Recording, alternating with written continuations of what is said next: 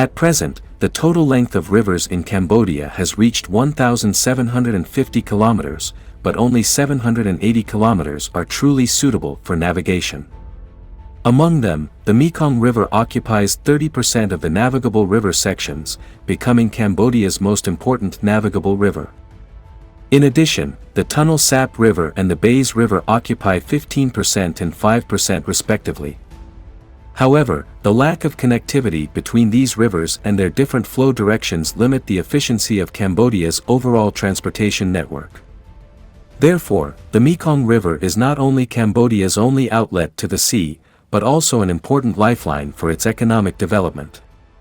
However, since the outlet of the Mekong River is near Ho Chi Minh City in Vietnam, most of Cambodia's export goods need to pass through the Vietnamese section of the river before entering the international market.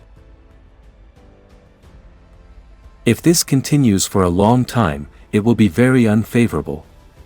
In order to break this situation, in October last year, Cambodia successfully signed an important agreement with China to invest $1.7 billion to build the Phunan Techo Canal. However, Vietnam reacted strongly to this, believing that this move would destroy the water volume of downstream rivers and seriously affect the output of its agricultural production areas.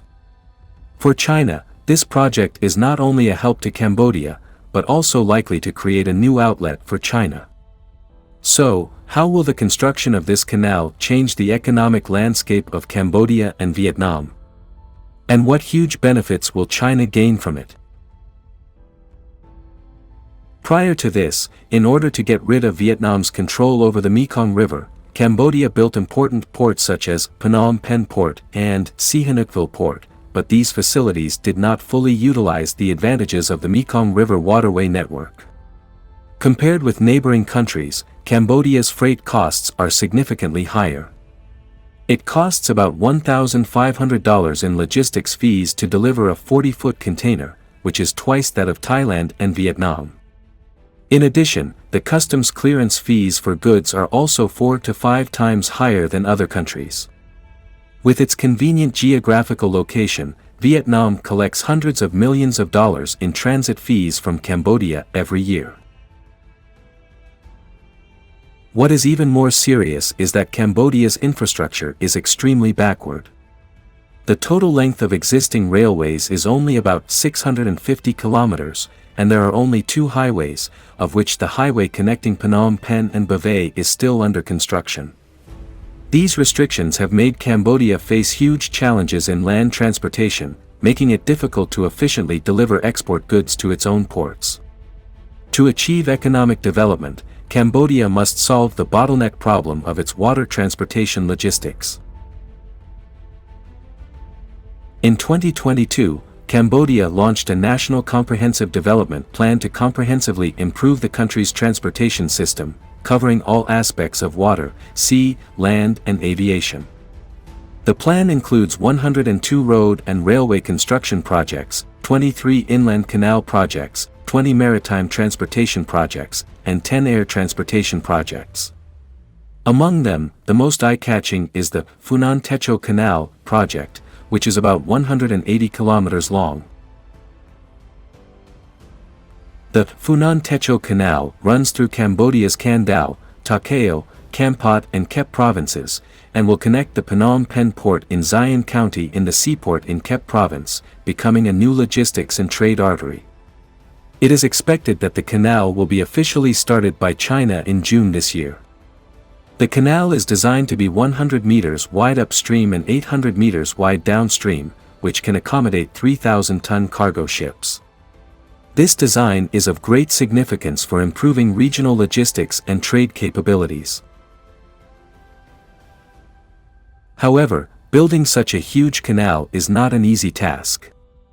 After all, the project not only needs to cost $1.7 billion, but also needs to complete the construction of 3 canal navigation stations and 11 cross-river bridges within 4 years.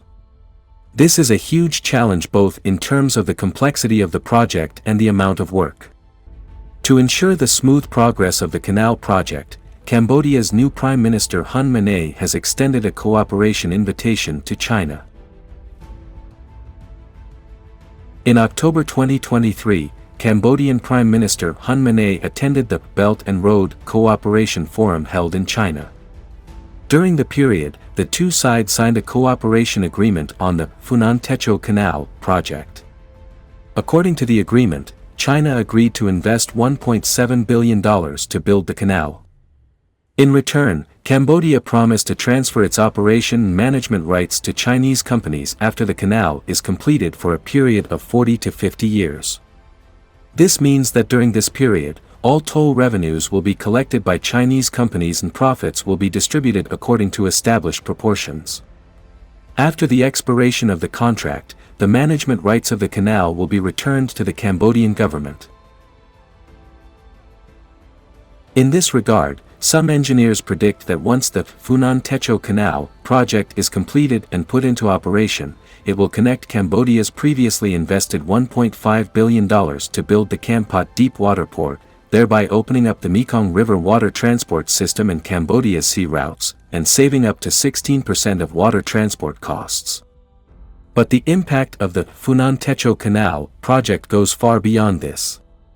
It is expected that the canal will shorten transportation time and distance, promote the development of agriculture, irrigation, aquaculture and animal husbandry in the areas along the route, and bring direct or indirect economic benefits to about 1.6 million residents along the coast. Although China spent $1.7 billion on the project, the final return will be extremely valuable. So, how will China reap huge benefits from this project? For a long time, China, as the core of global manufacturing, has mainly relied on ports in its southeastern coastal areas for its exports of goods. With the further advancement of the Belt and Road Initiative, the Funan Techo Canal project has opened up a new strategic channel for China, especially for inland provinces such as Yunnan and Kunming. This new canal provides a direct outlet to the sea. This critical infrastructure project not only significantly reduces transportation costs and risks, but also greatly shortens cargo transportation time, thus improving the competitiveness of Chinese products. More importantly, in the next 50 years, China will control the management rights of Funan Techo Canal. This important waterway will be fully utilized to strengthen China's trade links with Southeast Asia, South Asia, Africa and Europe, thereby further expanding China's economic influence. In the long term, China's $1.7 billion investment in the canal is expected to pay huge dividends. But Vietnam has expressed strong doubts about Cambodia's plans since the project was proposed. Vietnam believes that this will seriously damage the existing river network system of the Mekong River and may cause a series of problems such as seawater intrusion in coastal areas of Vietnam. Vietnamese media also suggested that Cambodia may fall into China's debt trap as a result. What exactly is this matter about? Behind this dispute is the fierce competition between the two countries for the resources of the Mekong River. Although the Mekong Delta only accounts for 12% of Vietnam's land area, it is home to 21% of the population, produces 50% of rice and 70% of aquatic products, and is responsible for 95% of rice exports. Obviously, once the Funan Techo Canal is completed, Vietnam will no longer be able to obtain a large amount of transit fees from Cambodia, and its economic control over Cambodia will also be greatly weakened. For Cambodia, building the canal is not only about economic development, but also a symbol of national independence.